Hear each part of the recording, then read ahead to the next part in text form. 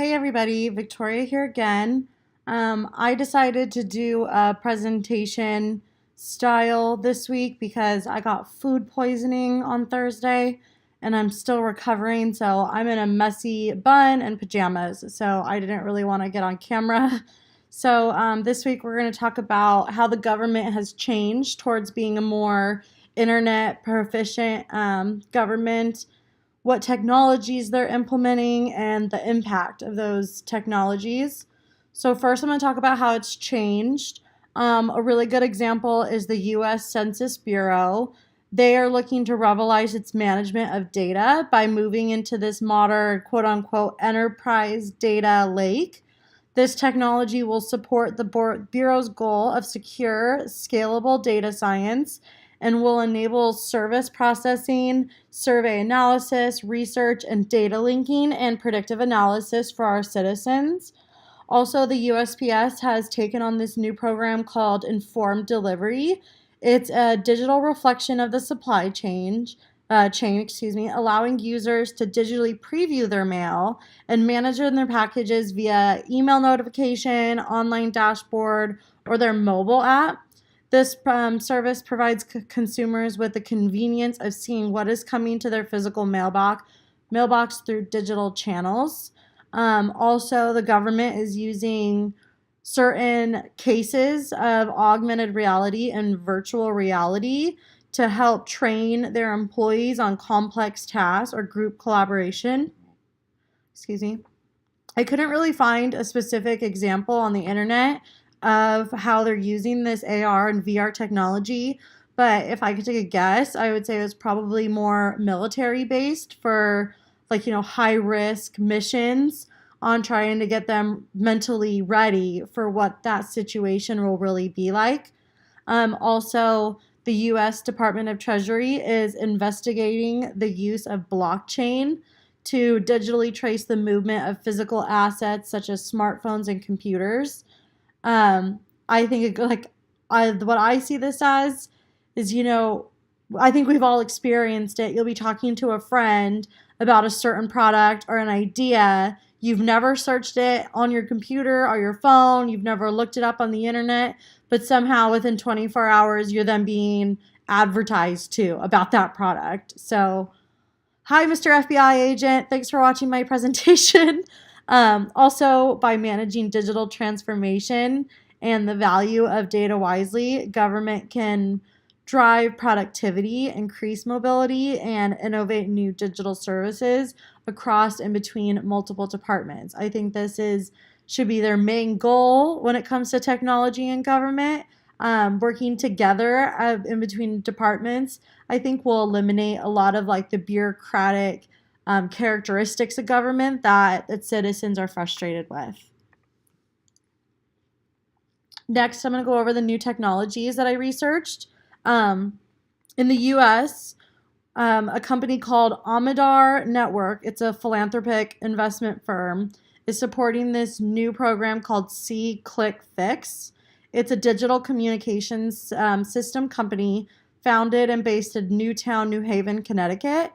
It runs a website and app which assists users in communicating with local government about non-emergency issues. So it's kind of like a middleman. You can talk to a representative, tell them your concern or your idea, and they'll help you get to the right department to talk to.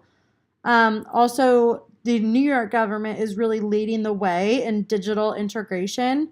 Over the span of a year, they engaged 25 million people over 200 digital channels, including nyc.gov, mobile applications, and social media. They've also started this new thing called Roadmap for the Digital City. It outlines a path to build on New York's successes and establish it as the world's top-ranked digital city based on indices, I think I pronounced that wrong, of internet access, open government, citizen engagement, and digital industrial growth. That was a mouthful. It has through the digital roadmap, it has unlocked thousands of public records, enabling technologies to build tools that help New Yorkers' everyday life, from finding parking spaces to listening to audio tours in Central Park. Um, there has been, though, a lot of backlash from New York citizens that almost have, like, saying that this system has made it more complicated.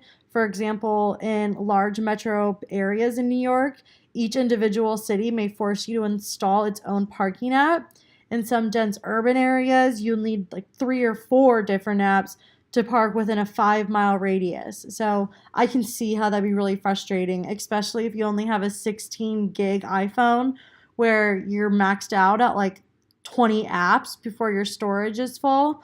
I can understand being frustrated if I would have to have 3 or 4 different parking apps just to pay for my parking spot. Also, my last example, I thought this was really cool, and it's a hot topic right now. I know in the media, even though it's not America, I still thought it was important to address and how government is integrating technology. In China, they're using these dark sunglasses equipped with facial recognition technology to spot criminal suspects. So police are wearing these glasses. They're hooked up to a database with photos recognition, and then they'll go into highly dense trafficked area like downtown areas or the train or the subway station. And apparently they're having really good results with this, that on their first day of launch, they arrested like 10 criminals that they've been looking for over a year. So a lot of people are saying, it's Big Brother implementing on our individual rights and our right to privacy. But at the same time, like I would feel a lot safer knowing that the murderer that the government has been chasing for a year was caught with this technology. So I think the legislation, if it does ever come to America, is really going to come down to whether the American government values getting criminals off the street more than their personal privacy, which I know is a total hot topic, so I won't get too far into detail of that or how I feel about the situation. Lastly, the impacts of how digital technology has affected our government. On August 11th, 2014, for example, President Obama directed his administration to accelerate efforts to improve and simplify the digital experience between individuals, businesses, and the government through the creation of the U.S. Digital Service. This service provides consultation services to federal agencies on information technology. Basically, it seeks to improve and simplify digital services and to improve federal websites, which I think we can all agree that it has gotten a lot easier in the past 10 years to access government officials, emailing them, looking up your ticket online, looking up your court date, finding out when you need to show up for your jury duty, which is very helpful. So I think that's been a very good service that's been implemented. Also, I think is interesting the impact that it's had on our society is how engaged our government services are engaged on social media. For example, the government has asked companies to engage in account monitoring and shutting down pages or users that are suspected terrorists. According to a recent article in Forbes, Twitter has suspended over 235,000 accounts in the last 6 months to prevent the spread of terrorist material, which is insane. Good job, government. Thank you for shutting that down. Also, during a 2016 semester, last year, students created this database and a series of case scenarios to describe the practices of various U.S. police agencies in regards to social media. Of the 38 police departments of particular interest for countering violent extremism, 84% use their own Twitter accounts to connect with citizens, and 87% use Facebook. So we're seeing more and more of our police agencies, our firefighters, using technology to get tips and talking to people on an individual basis through Facebook to create more like a sense of privacy. Like they don't have to go down to the station to give their initial statement, or they're intimidated that someone might find out that they're giving information. It's an easier way to get that information to the police without getting risk of someone might seeing them giving out that information.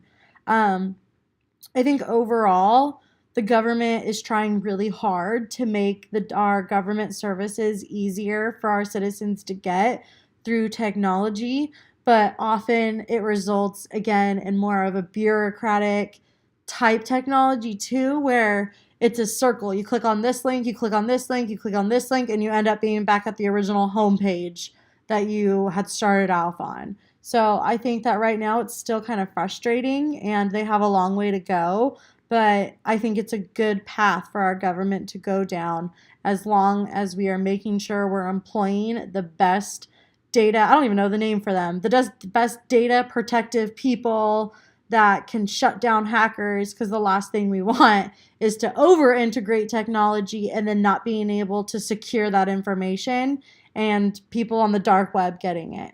So thank you for listening to my presentation. If you're interested in researching any of the topics that I brought up, I've included my list of references here so that you can go and check them out for yourself. All right, have a good day, you guys.